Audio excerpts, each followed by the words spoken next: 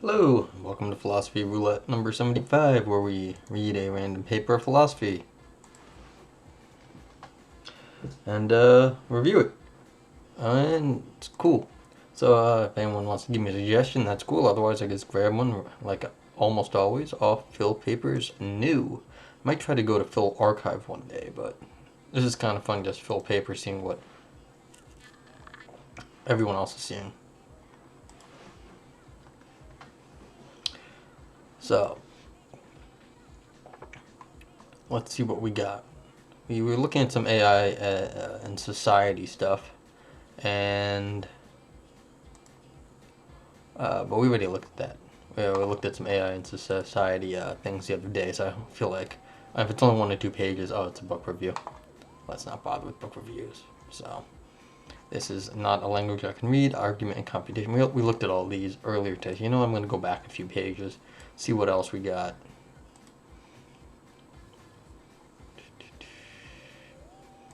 Let's go with just get ourselves something interesting. Journal of Political Philosophy. Interesting. I haven't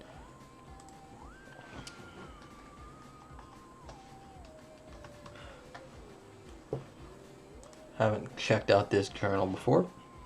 Or maybe I have. I don't think so, though. Let's see what we got. So we got a debate. That's probably a not something I can read. But let's see what else we got. Oh, that's the only one. Yeah, so they publish longer stuff. Group speech acts, language and communication. Let's see. Okay, 2 things. A review, and they're doing reviews at the moment. Logic Journal of the IGPL.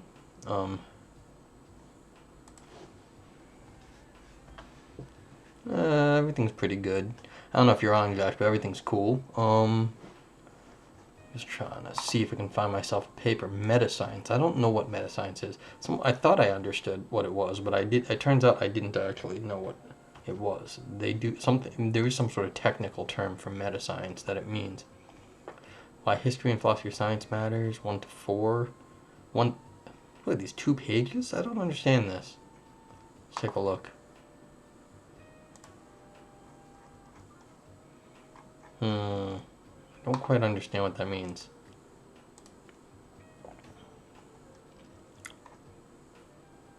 As an editorial, okay. Ooh, the journal editor is handing off the reins. I was like, how could that possibly be 2 pages? Let's see what 3 pages looks like. 3 pages. Alright, not available. These look like all reviews right here. 2 pages, more reviews, yeah. Okay, so the short ones are reviews here. In the footsteps of Galileo, raising the 21st century. Okay, so this is a historical metascience. Okay, but not available, so I can't read it. Yep, alright, so... well, I'm not going to bother then. New Black Friars, Laudato Si's view on ecology in line with the planetary boundaries concept. What is this? New Black Friars. What are they publishing? Looks like some sort of history of science or in religion. Yeah, some sort of religious theology journal. Oh, interesting. Theology and the language of religious education. Revelation. Natural laws we derive from sociability. Let's see. I mean, that could be cool. How many pages is it? Oh, 20 pages. I'm not going to read that. Oh, nothing short enough. Okay. Philosophia. Let's see them.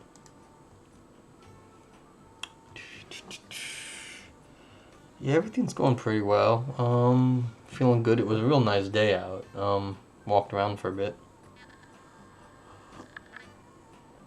I don't know if everyone saw the news, but New York revised their COVID-19 death total to do the ones that were most likely probable cases, and the death total jumped in the last few days.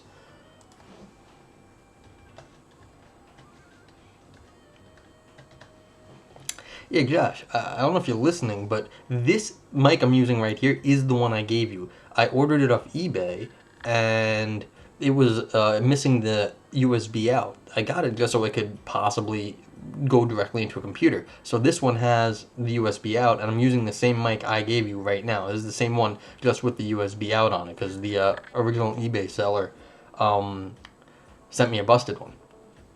So I gave you that one, and because you weren't using the you were using the XLR connection. Let's see. Okay, so Philosophia looks like they have some good stuff. Cool. Yeah, good mic. It's just you have to be a little careful with the things because they say they if you beat them up they can break. They're not super durable mics, but they're good mics. So it's like be very nice to the mic here. You know, rearranging the furniture. I mean, that sounds like some heavyweight philosophy. Let's see.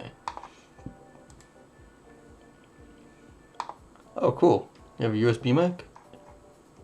Yeah, it's very convenient. I mean, this one's nice because it also has the feedback jack right built into it. So if anyone ever considers getting a mic for broadcasting, you want one with the feedback, so that way you can tell if you're using good mic discipline, like being right in front of the mic as opposed to being over here, and you can hear the difference just slightly in your ears, and so you can just tell when you get off mic and you're doing bad mic practice. Theoretical motivation of ought implies can. We did an ought implies. What? Let's do some Schwartzkopff-Rosen principle. I don't know what that could be. Ooh, good. Okay, is this of length? It is of length. It's 14 pages. What about this one? Alright, you're not here. So we're gonna do this on the Schwartzkopff-Rosen principle. Ciro De Florio and Luca Zanetti. Those are not typical American names. They're probably from some other country. Looks like Italy by this webpage. You can't get it to work on the 1/4 inch? That's weird. I mean, you trying to go XLR to 1/4 inch? Anywho. Alright, so if you are in the chat, like Josh is, this is just updating, so if you want to get the paper, you can type in exclamation point paper, and you can they'll bring you the link here. So, cool. Let's go ahead and grab this paper, 15 pages. That's reasonable, although it's 15 single-spaced. I have to read quick.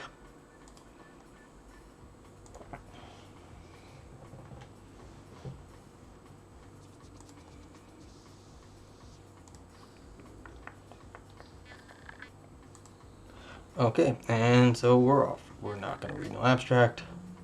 And the Schwartzkopff-Rosen principle, SR principle, states that if the cardinal number of the concept f is the same as the cardinal number of g, then the fact that those numbers are identical is strictly, fully, and immediately grounded by the fact that f and g can be put in a one-to-one correspondence.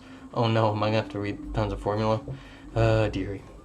Okay, so for all f, for all g, number f equals number g, then f squiggly equals g is less than why are they doing that outside? Number equals this. Okay. Arguably much of the interest in the SR principle is due to its close resemblance to Hume's principle, which states that the number of f is identical to number g if and only if it can be put in a one-to-one correspondence. Okay, so this is a grounded by one-to-one correspondence, and then it's like if f is equal to g if and only if, then there's a one-to-one correspondence. Okay. So identical correspondence, and then identical grounded in one-to-one correspondence. Difference of grounding theory versus if and only if. Hume's principle is central to the neologistic program in the philosophy of mathematics. For what matters to our purposes, Hume's principle is sufficient to derive all the standard axioms of Dedekind piano arithmetic in fully imperative second-order logic with identity via natural definitions of the arithmetical primitives. The Schwartzkopff-Rosen principle promises to show the metaphysical relevance of this theorem, illuminating the way in which its logical derivation is matched by a corresponding non-fundamentality of arithmetic facts.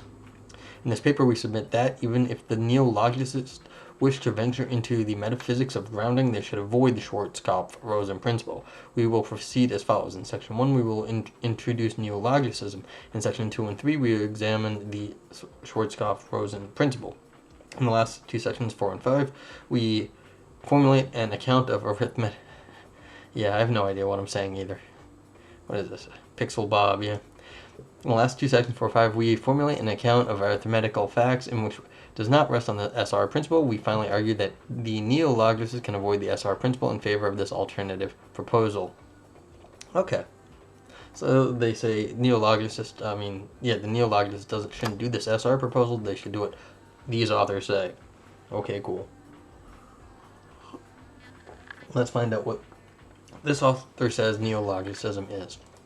The neo-logicists, Wright, Hale, and Wright, seek to provide a foundation for mathematics on the basis of abstraction principles, specifically universally quantified by conditionals of the form for every alpha, for every beta, some section symbol alpha equals section symbol beta, if and only if alpha tilde beta. Okay, so some sort of abstraction thing is going on here.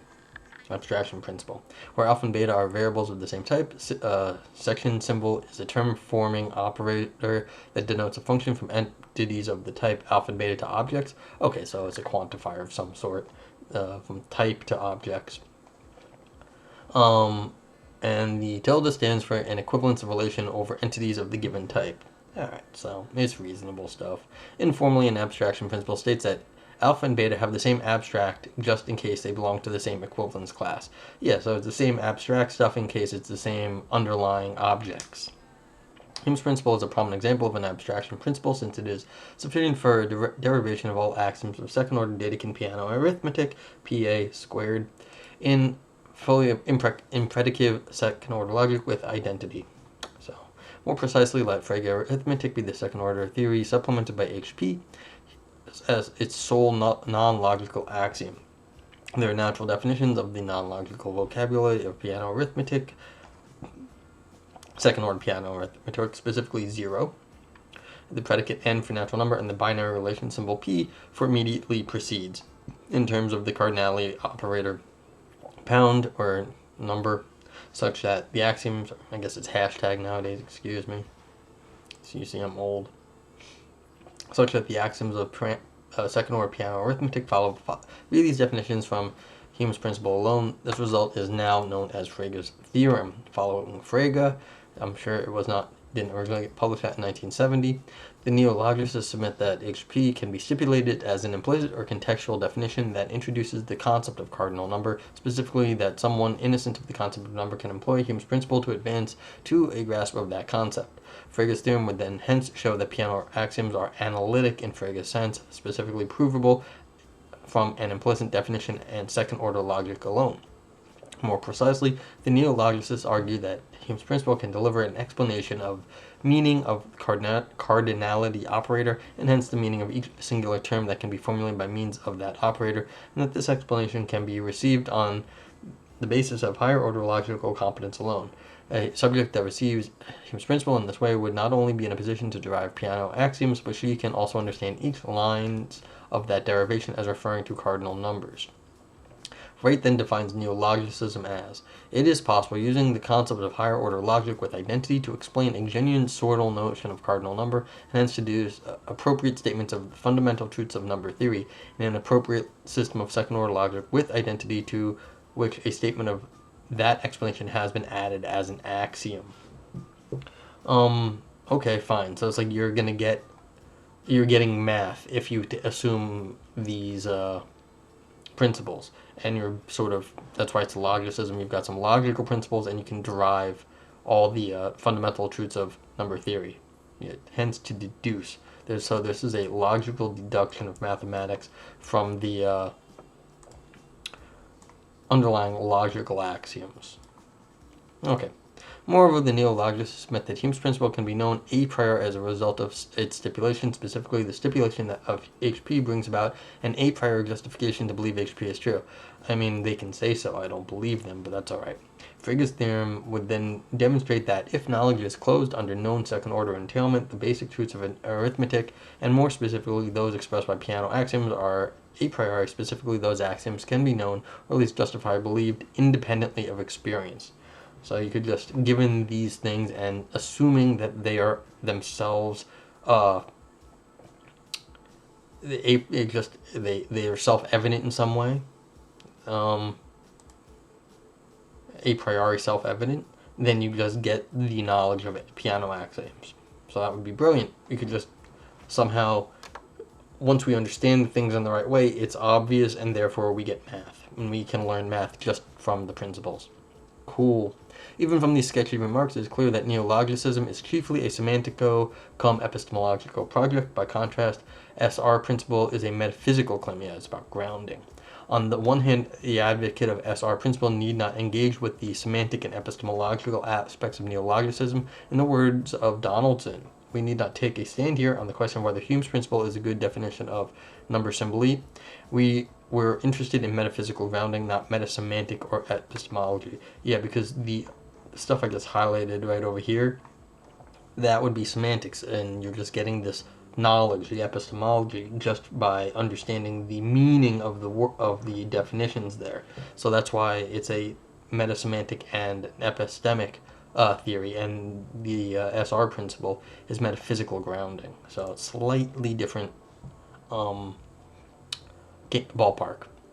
On the other hand, since neologicism has semantic and epistemological aims, the SR principle can simply be dropped. You don't need it if you got all the other ones. Yeah. Moreover, the neologicists can submit that the left-hand side of the Hume's principle embodies a reconceptualization of the type of state of affairs depicted by its right-hand side, specifically that the two sides of Hume's principle both represent the same fact by means of different concepts. Okay. Since the grounding is assumed to be a relation between distinct facts, the neologicists can simply deny that HP expresses a grounding claim. Okay, yeah, because they are using the logic, and the logic is not normally taken to be metaphysical grounding. This paper considers the position of a neologicist who wishes to venture into the metaphysics of grounding. The main question will be whether this neologicist should accept the SR principle, or whether she should avoid it in favor of some other account. We will begin by examining the SR principle more closely. Schwartzkopff-Rosen principle. Okay, let's start with our initial formulation of the Schwarzkopf-Rosen principle. So this is the, for any f, for any g, number of f equals number g, then f is, there's an what's it called? They match up, whatever the word was for that, is grounds the fact that the numbers are equal. This formulation is defective for at least two reasons. First, it fails to provide an account of what grounds the distinctness of cardinal numbers, specifically an account of what grounds the fact that for some concept h, the number h is not identical with the number f. Okay. However, HP states the fact that f and g are equinumerous is sufficient and necessary for the identity of their cardinal numbers. It is therefore natural to extend the Schwarzkopf-Rosen principle in this way. So it's not unique. So what they did was they put in if they aren't equal, then they don't ground, and then the grounding does not, they are not equinumerous, and therefore the numbers are not equal. Okay.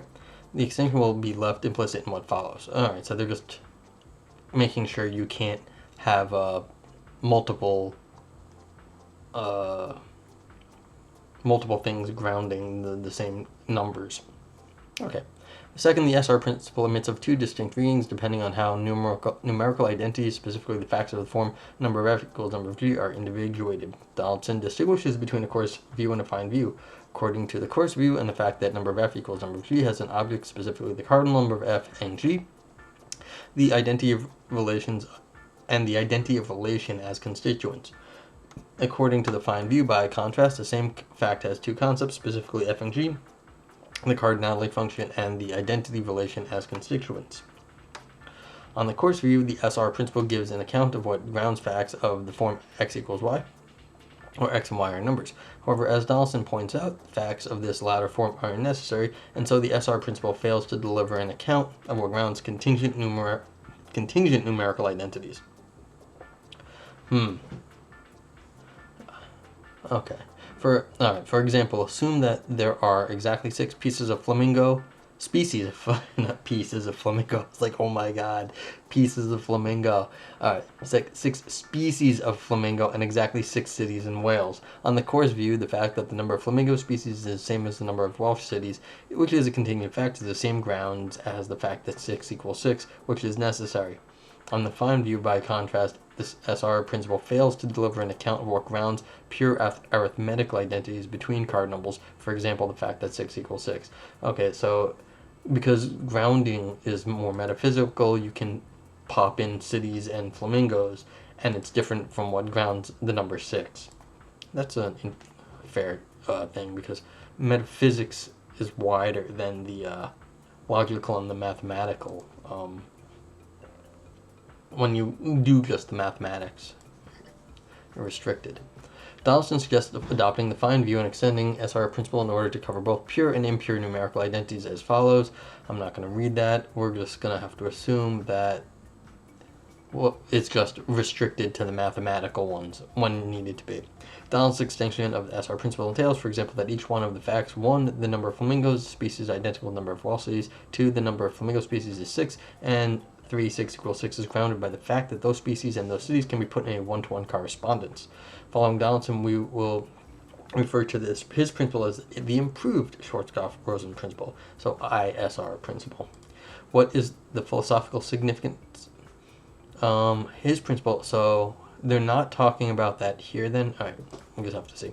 What is the philosophical significance of the SR principle? Consider the following example. Suppose the number of species of flamingo and the number of cities in Wales are the same. It's amazing. If we follow the SR principle, then the fact that the number of flamingo species is identical with the number of Welsh cities is grounded by the fact that those species and those cities can put in one-to-one correspondence. This latter fact apparently concerns only flamingo species and Welsh cities, not cardinal numbers. The SR principle hence shows that at least some facts which are prima facie mathematical are grounded by the facts which are prima facie non-mathematical. This view that mathematical facts are grounded by empirical ones traces back to Aristotle, as Horson and Leitgeb put it.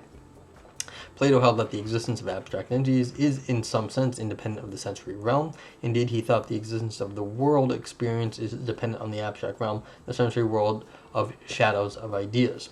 Aristotle riposted that it is rather the other way around. The existence of forms depends on the sensory objects in which they are realized. The forms only exist in the sensory objects. We will refer to the general view that mathematical facts, or significant portions thereof, are ultimately grounded by non-mathematical facts as Aristotelianism in the philosophy of mathematics, as opposed to Platonism, according to which mathematical facts are independent of facts concerning entities of other sorts. According to Rosen, a reason for finding you're not going to capitalize Aristotelianism? That's weird. Yeah. I assume that's a typo. Reason for finding Aristotelianism appealing is that it is compatible with the qualified form of naturalism in the philosophy of mathematics. Let naturalism be the view that everything that exists belongs to the natural world of causes and effects. If numbers exist, then they are abstract entities, as they are taught to be, and naturalism is false. However, there would still be room for a weaker naturalistic claim, according to which everything is either natural or metaphysically grounded in the natural. Let's give an example. Consider marriage. Marriages are clearly non-natural entities. However, it can be argued that we must not abdicate from naturalism only because we want to include marriages in our ontology. After all, marriages, even if not natural themselves, seem to be grounded in naturalistically acceptable facts, such as certain promises between two individuals. If one finds the naturalistic picture attractive, SR principle can give us a start in view of reconciling naturalism with mathematical ontology. Schwarzkopf argues that so we're just going to keep with the small Aristotle. Interesting. Schwarzkopf argues that Aristotelianism is furthermore supported by reasons of ontological parsimony. Schaffer submits that Occam's razor, according to which entities are not to be multiplied beyond necessity, must apply only to fundamental entities, specifically entities whose existence are not grounded by any other more fundamental fact. Aristotelianism, this beginning of a sentence, would then allow to sustain mathematical ontology without paying the price of a commitment to fundamental mathematical objects, as Schwarzkopf summarizes this point. In recent times, it has been proposed to adhere to a principle one could call Occam's fundamental ratio, entia fundamentalia non sunt multiplicanda praeter necessitatem. See, I've actually tried to read this before. That's the only reason I can do that. Not this paper, just Occam's razor. So inclined philosophers find no difficulty in extending a welcoming hand to all kinds of things. The only caveat is that, one, such objects be non-fundamental or derivative, and two, that they ultimately derive from some things such as philosophers regard as unproblematic. If numbers are dependent objects, they are not subject to Occam's fundamental razor. More precisely, Aristotle's view was, according to Donaldson, that each finite number n depends for its existence on each plurality of n things. However, as Donaldson remarks, Aristotle's own view falls prey to the following problem of very large numbers. On Aristotle's view, it is doubtful, though, that very large numbers exist. It is not clear that the number 10 to the 10 to the 10 to the 10 exists, because it was doubtful that there exists a plurality of 10 to the 10 to the 10 to the 10 concrete things. The existence of a very large number can be secured only by postulating that there exist the same number of concrete entities, or by resting on some claim which delivers the same result. Donaldson argues that the main merit of the SR principle is that it delivers a form of Aristotelianism that does not depend on such assumption. Moreover, Donaldson submits that given some relatively uncontroversial principles of grounding, the SR principle promises to give an account of what grounds a very wide variety of arithmetical facts. Okay, so that's interesting, since you don't have to go on on everything being very specifically grounded. You just have to have some sort of grounding chain. You abstract away from the specific objects, and you have a grounding chain that allows you to get these very abstract things somehow eventually down the line have a baseline in the natural world. Okay, Donaldson acknowledges even in a few words that his own version of SR principle might be problematic. My new version of the Schwartzkopff-Rosen principle has a consequence which some will find surprising. Consider the number 6. Okay, 6 of them. The fact that the very number is identical itself, according to this proposal, is grounded by the fact that the Welsh cities and the species of flamingo can be put in a one-to-one correspondence. Now, it may seem strange that to say a purely mathematical fact is grounded by facts about flamingos and cities. However, if we accept the broadly Aristotelian idea that mathematical objects are nothing apart from perceptible objects, then such consequences are only to be expected. Yeah, you might find this surprising, but that's what the proposal said from the outset, and so in some sense you have to swallow this from the get-go. If it's like one of those like sociological problems. If we had always thought this and Platonism in mathematics wasn't like a thing, then maybe it wouldn't seem weird. So this is actually, I don't think, particularly scary. It's you could call this sociological, maybe. Sociology of mathematics. In the section, we first suggested that the form of Aristotelian delivered by SR principle is less radical than might appear. Yeah, so it's not that radical. It is useful to distinguish, to begin with, between individual and generic ground. A fact that is generically grounded by fact F, if that fact is grounded in any fact of the same kind as F, while it is individually grounded in F, otherwise specifically is grounded in F, but not in any other fact of the same kind of F would do the job. For example, the fact that the singleton Socrates in brackets, exists is individually grounded by the fact that Socrates exists, since not every fact with the same form of Socrates exists. For example, fact Plato exists grounds Socrates exists. The kind of ground involved in the SR principle is by contrast generic. The fact that 6 equals 6 is grounded by the fact that the species of flamingo and the cities in Wales can be put in a one-to-one correspondence, but it's also grounded by each form of the fact F corresponding one-to-one to G, for F and G which have exactly 6 instances. So, okay, yeah, because the grounding is abstract, you can give a schematic for it, and so it is grounded in all the individual instances, but that's because they fill the schematic. The Aristotelian can point out that even if SR principle implies that some pure arithmetical facts are grounded by facts concerning flamingos, that same arithmetical facts are also grounded by each fact of the same form that concerns 6 things of whatever sort. For example, even if the species of flamingo were 5, or if there were no flamingos at all the existence of the number 6 would have depended on the fact concerning other 6 things. Yeah. So it's not specific to what actually does exist in that cardinality. This determines that the particular modal behavior of the version of Aristotelianism delivered by the SR principle. Peculiar modal behavior. Interesting. Okay. Consider the number 0. Alright. The existence of 0 is plausibly grounded in the fact concerning objects which have no instances. So if there are no empirical objects at all, the number 0 would still have existed. Now consider the number 1, whose existence is grounded in the fact that concerning concepts which are uniquely instantiated. However, the concept of being identical with 0, x equals 0, is itself uniquely instantiated. Oh my god, so we've discovered the number 1. Woo! So even if no empirical object had existed, the number 1 would still have existed. So the same reason can be applied to each finite cardinal number greater than 1. And we get all of mathematics. It's amazing. If mathematical facts are necessary as they are taught to be, then Aristotelian is only committed to the claim that either that at least some facts concerning concepts and their relations, and especially the fact that some non-instantiate concept is equinumerous with itself, are necessary, or that if there had been no concept, arithmetic facts would have depended on facts other than of other kinds. Now for some comments. Donaldson suggests that one might find his version of the SR principle problematic because it entails that pure mathematical facts, specifically facts that intuitively are about numbers alone, are grounded in facts concerning flamingos. His suggestion is that these consequences must be accepted for the sake of Aristotelianism. For our part, we can see that if the fact that 6 is self-identical to be considered an arithmetical fact, then Aristotelianism applies that this fact must be grounded by some non-mathematical one. However, one might argue that 6 equals 6 is not a mathematical fact, but a logical one, and a candidate to fundamentality if anything is. If everything is self-identical, Donaldson's account would then foresee that entirely logical facts with a very simple structure are grounded by facts concerning flamingos.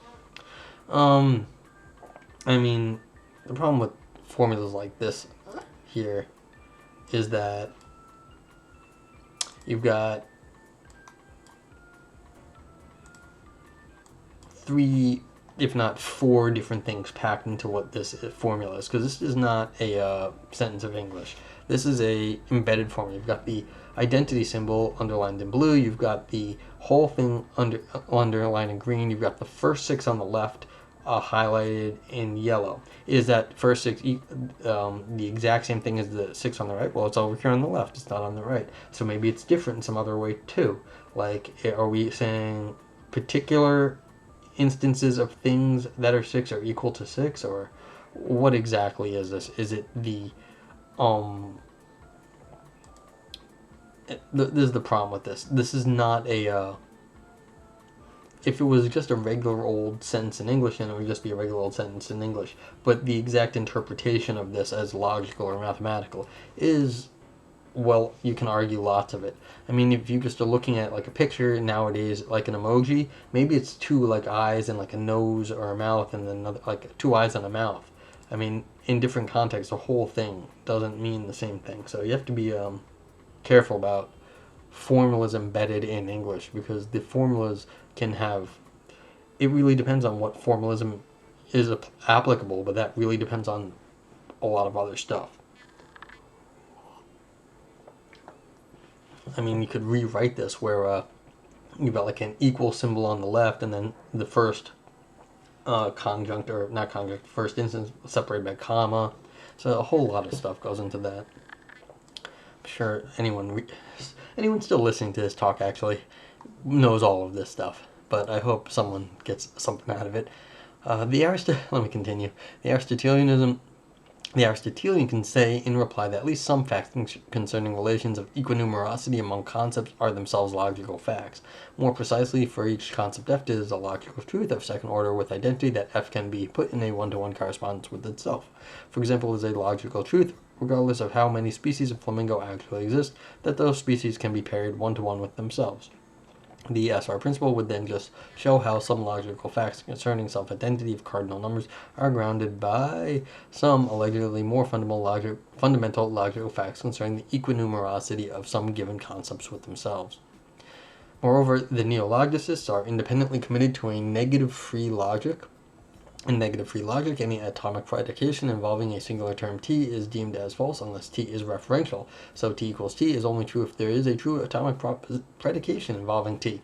T equals t, can therefore be used as an existential predicate.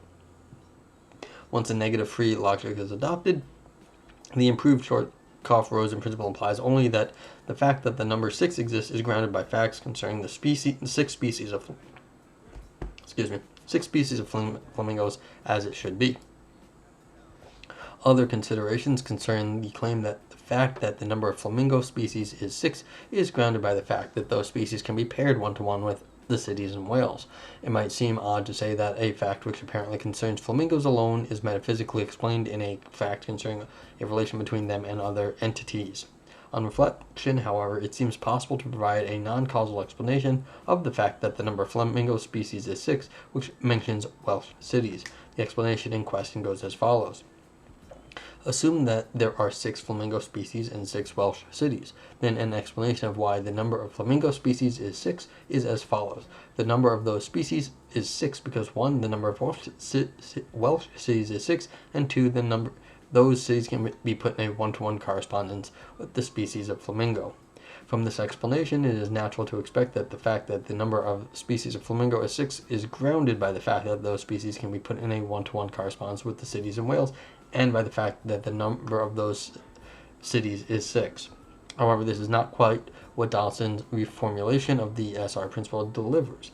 The fact that the number of Welsh cities is 6 only features in the antecedent of the improved Schwartzkopff-Rosen principle, while all the grounding work is done by the fact that the species of flamingos and the cities and whales can be put in a one-to-one correspondence. The difficulty remains even if the notion of generic grounding is taken on board. Since the relevant form of the grounding is generic, the following explanation will hold good for any concept F whose number is 6. Assume that there are 6 flamingo species and 6 Fs. Then an explanation of why the number of flamingo species is 6 is as follows. The number of species is 6 because the number of F is 6, and 2, those Fs can be put into one-to-one correspondence with the species of flamingo. Alright, so I guess this is due to the one-way implication in the SR principle that all the work is being done by the grounding. And so I'm not entirely so the fact that is well the grounding work is done by the fact that can be put one correspondence. Yeah, that's all the work is done in the grounding, if and only if one-to-one correspondence. So that's where all the magic is happening in this theory. It's just these two things. And so he's saying that the authors here are saying that you can do it with so schematically that it's actually not doing anything. Okay, so that makes some sense. It does seem that the fact that the number of F is 6, no matter which F we are considering, must be included among the grounds of the fact that the number of the species of flamingo is 6, together with the fact that those species can be paired one-to-one with the Fs. So if it's schematic, you're not actually appealing to any particular objects, and you're violating the Aristotelianism that they were claiming. Yeah, that makes sense. The fact that the species of flamingos and the cities and whales can be put in a one-to-one correspondence is not sufficient to explain why the number of those species is 6, so the relevant clause of the improved SR principle should be reformulated as follows. This ugly sentence I'm not reading. The output of the last two sections is as follows. The SR principle is a modification of Hume's principle in terms of metaphysical grounding. It suggests an Aristotelian view in the philosophy of mathematics, according to which arithmetical facts are grounded by non-mathematical, that is, for example, empirical facts. We suggested that Donaldson's improved version of the SR should go through a further refinement. In the next two sections, we will reformulate a different account of arithmetical facts. In section 4, we will examine Rosen's version of modal structuralism. Building on Rosen's proposal in section 5, we will reformulate a similar account of neologicism. We finally argue that the neologicist can adopt this alternative account instead of the one based on the SR principle. Cool. Alright, so modal structuralism. Okay, Rosen on that. Rosen argues that Aristotelianism consists of a reduction of mathematical to non-mathematical truths. More precisely, the Aristotelian submits that for any mathematical truth M, there is some truth phi expressed in the language which is prima facie non-mathematical, such that this phi, I guess, grounds M. We will refer to this one as the fundamental schema. Rosen remarks that the reduction needs to be conceived as a metaphysical relation rather than a semantic one. As he clarifies, to say that P reduces to Q is not to say that P and Q are synonymous or that Q gives the meaning of P. It is to give an account of what it is for P to obtain. Alright, so what it is for P to obtain. He indeed connects the notion of grounding with the notion of reduction by means of grounding-reduction link, a conditional statement which has reduction in its antecedent and grounding in its consequent. The grounding reduction link states that if P is the case and P reduces to Q, then the fact that Q grounds P. Modal structuralism is in the philosophy of mathematics should provide us with an example. According to modal structuralism, every sentence of a mathematical theory M can be paraphrased as a purely logical statement about all the systems of objects which satisfy the axioms of M. For example, each arithmetical sentence gets paraphrased as a statement about all omega systems, specifically all the systems of objects which satisfy the arithmetical axioms. The translation goes as follows: let A be a sentence of second-order piano arithmetic. We first consider the conditional. Second-order piano arithmetic implies A. I don't know what this A is. So it implies itself. Let A be a sentence of second-order piano arithmetic, and it is implied by second-order piano arithmetic. This conditional states that the axioms of second-order piano arithmetic are true, then A. This conditional is itself an arithmetical sentence, but it can be made purely logical by considering its ramification, specifically by substituting each occurrence of non-logical expression with a variable of the corresponding type. Let formula be the ramification of A, that is, the result of substituting each occurrence of 0 in A by a first-order variable x, and each occurrence of P by a function variable f, and each occurrence of n by a natural order in f. The following universally quantified conditional. So you've pulled out all the objects of mathematics and you replaced them by logical functions. Basically, you've functionalized it. That's what ramification does. Ramification pulls out all the objects that are particular to a subject and puts them into a logical quantification or function that then you can handle within the logic. It's not a reduction. It's a way to handle objects of particular sciences in a generic way. Okay, so this is the thing that it looks like once you do that. Informally asserts that for any system, that if the system satisfies the axioms of second-order piano arithmetic, then it also satisfies the ramification of A. But yeah, that ramification doesn't, well, it has some problems, but you can do it. This latter conditional is a universally quantified statement,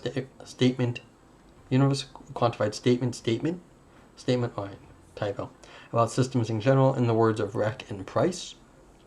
What we assert with an arithmetical statement A is something about all objects, all one-place functions, and all one-place predicates or sets, since the main logical operators in A are unrestricted universal quantifiers. You know, they're never always completely unrestricted, but yeah. So that you've turned the whole arithmetical thing into a logical statement with much more general terms. However, the conditional above does not provide a truth-preserving translation of A unless there is at least one system which satisfies the axioms of second-order piano arithmetic. Otherwise, each arithmetical sentence would turn out to be true. So you can have the null case. So you have to actually have the math, including arithmetical falsehoods. In order to avoid this difficulty, we consider the following modalized version of the conditional above. So they threw a box in front of it. This conditional states the ramification of A is satisfied by each possible omega system, specifically that for any possible system it satisfies the axioms of second-order piano arithmetic. It also satisfies A. Is there any other difference besides the box? No, they threw a box in front of it. So I mean that would mean like it's necessary this, and then so under the interpretation of saying that this sentence is necessary, you don't get the result that empty systems everything is true in empty systems. So if you have to have the box prevents the empty system from happening. Okay. By paraphrasing each arithmetical statement in terms of a corresponding conditional in the form above, the modal structuralist claims that the arithmetical statements are really statements about possible omega systems in general. Rosen argues that no matter whether MS delivers a viable translation of arithmetical language, it can be taken as account of what grounds arithmetical facts. His proposal is that each arithmetical fact is grounded by a conditional one. The modal structuralist can indeed adopt the following schema. So if A, then that logical schema grounds A. So that would say that this is the structure of this is the metaphysical reality where they pulled out all the mathematical stuff, but that actually holds due to the structure of it, and that's what grounds the mathematical thing A. So if A, so you know A already exists, then all the logic does the metaphysical work then. Okay. This schema states that the arithmetical fact that A is grounded by the fact that the ramification of A is satisfied by each possible omega system. According to this metaphysical version of MS, therefore, arithmetical facts turn out to be grounded by conditional facts about possible systems. Rosen makes two crucial remarks. First, these conditional facts are not arithmetical facts, but logical ones. Yeah, well, that's why you ramify. A conditional fact is not a fact specifically about numbers. Indeed, there is a sense in which it is not a fact about a fact about anything at all. After all, a conditional modal claim of the form, if there were an infinite set of certain kind, it would exhibit such and such features, does not affirm the existence of anything in the actual world. Second, this form of modal structuralism is nonetheless compatible with naturalism. The metaphysical naturalist should be happy to acknowledge the fact of this latter sort as the fundamental level.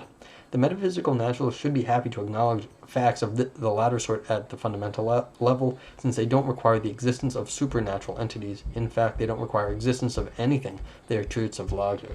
Yeah, well, it's a conditional, so it's like you have to already have the important part here. If you already don't have the important stuff, the rest of it doesn't matter, and the whole thing is true. So, in some sense, to get the important formula, you already have to have the mathematical entity to begin with, and then the grounding follows. Now for a comment. The form of Aristotelianism that the modal structuralist might wish to defend is different from the one defended by Donaldson. Even though both versions of Aristotelianism submit that mathematical facts are grounded by non-mathematical ones, Donaldson claims that at least some arithmetical facts are grounded by empirical facts, which the modal structuralist claims that mathematical facts reduce in a distinctly metaphysical sense to logical ones. This feature of modal structuralism will be preserved in the proposal that we will now formulate. Okie dokie. So we're going to get a new one, a new principle, a new hope. Yay!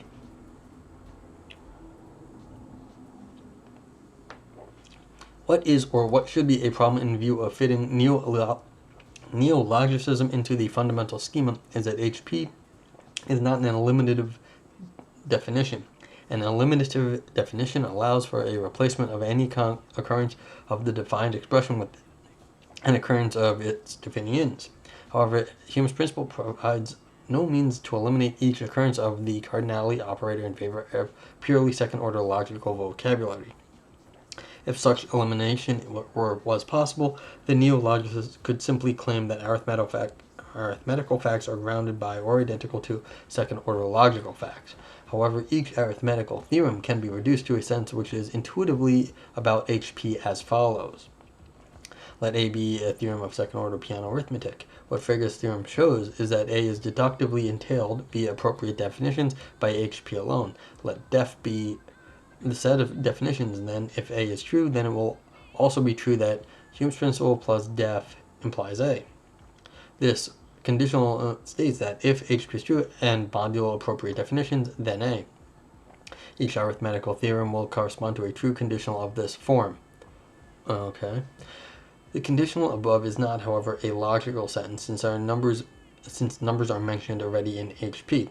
That what we obtain is not therefore a reduction of arithmetical sentences to logical ones. Moreover, conditionals of this form do not offer a truth-preserving translation of arithmetical sentences unless HP is true. we assume that def qua definitorial claim is analytically true. Okay, yeah, so you've got math to begin with, and then you're implying some math at the end. So you didn't make any reductions. You've got math at the beginning and at the end. It's not a big deal. Here is where the neologicism kicks in.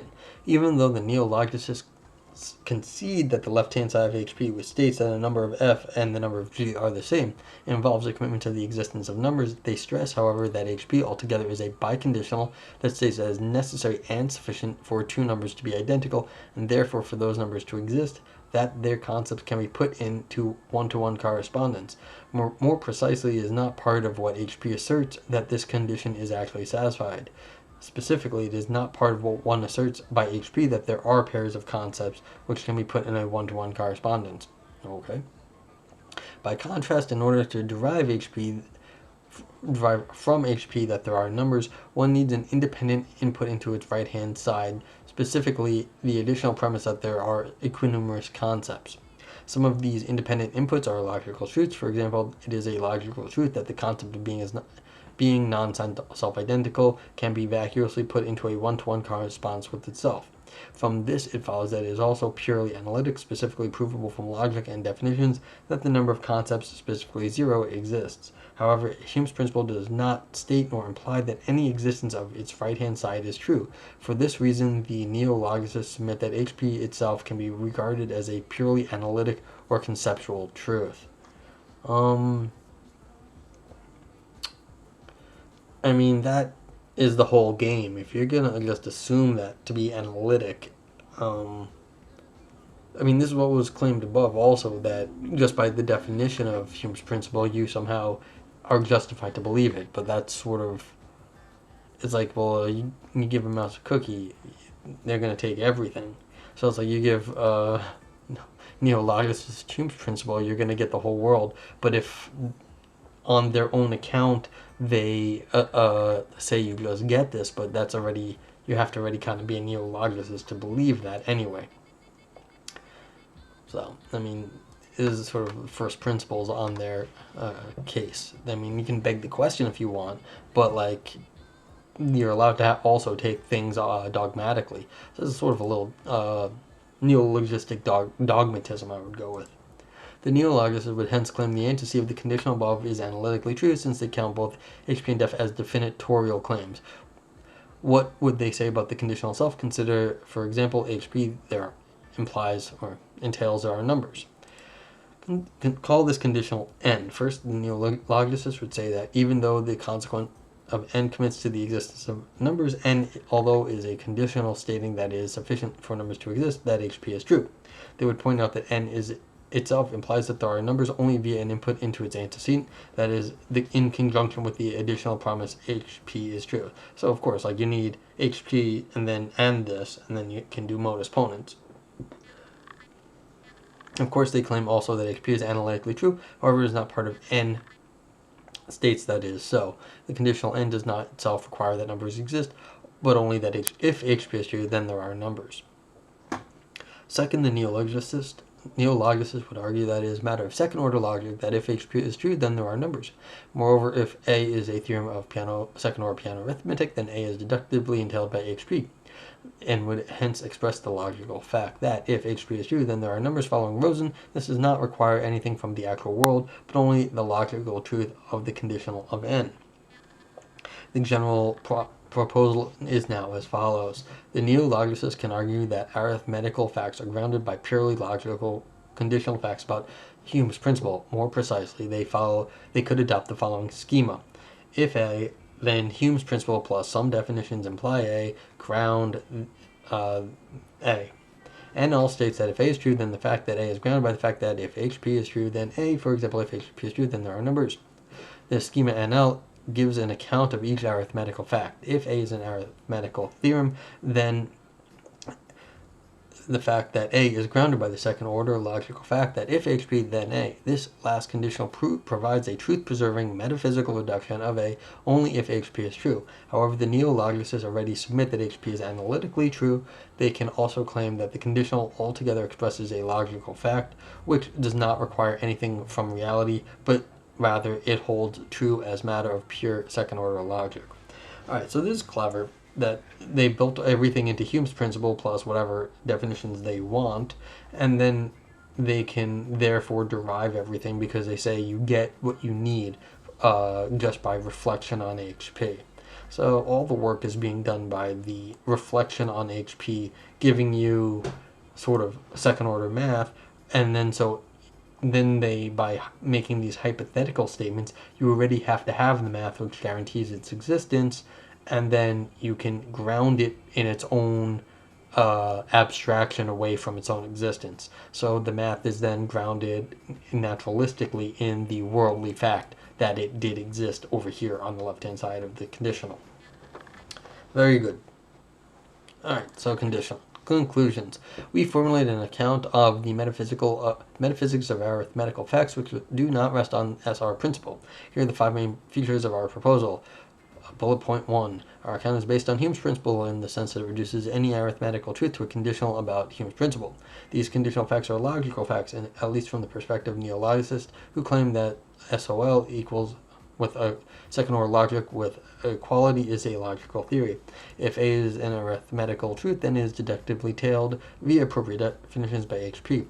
Third bullet point. If logical facts of this kind are acceptable from the perspective of the naturalist, as Rosen suggests, this proposal is also compatible with a broad naturalism in the philosophy of mathematics. Fourth bullet point, the proposal also entails a form of Aristotelianism, according to which arithmetical facts are grounded by non-mathematical ones. And finally, our account is not committed to the Schwartzkopff-Rosen principle, even though it is based on Hume's principle. It is not part of our account. If the number of f's is identical with the number of g's, then this identity is grounded by the fact that f and g can be paired 1-to-1. The neologists who wish to venture into the metaphysics of grounding can therefore avoid Schwartzkopff-Rosen principle in favor of the alternative proposal that we have outlined. Okay, so this was an excellent exercise in the dogmatism of a dogmatic theory of, and this is nothing against the authors, it's dogmatic in the best way, the neologicist program. So they found a way to make their theories naturalized. So what they're trying to do is, what is the name of this thing? On the Schwarzkopff-Rosen principle, it's basically on the naturalism of neologicism. So granted, you're with Hume's principle. So it's like if you give a neologicist Hume's principle, they have the world. So if you give more Hanty as the universe, you give neologicist Hume's principle, they have all of math. So that's kind of what's going on here. As far as I can tell, it's well argued. This is a little complicated to parse while reading. I think I understand where they're coming from. If you build everything in to one theory in the right way, and then you sort of conditionalize on it, so you make it a hypothetical, so that if you have the thing you're looking to get, and then you make that sort of impressive assumption part of the conditional, then so if the thing you want and then you get this sort of good principle built into it, then you can get your metaphysics out. So it's a very careful way to build the metaphysics that you want in to your theory, and not to have anything else there. So I hope you enjoyed this. I'm going to sign off for the night. If you have any comments, questions, please let me know. I'd love something interesting to read. Hopefully a little shorter. This is about as long as I like to talk for, or at almost an hour. So everyone have a good night, stay safe, and I'll be back tomorrow morning, I think. So, ciao, you Italian authors. Have a good night.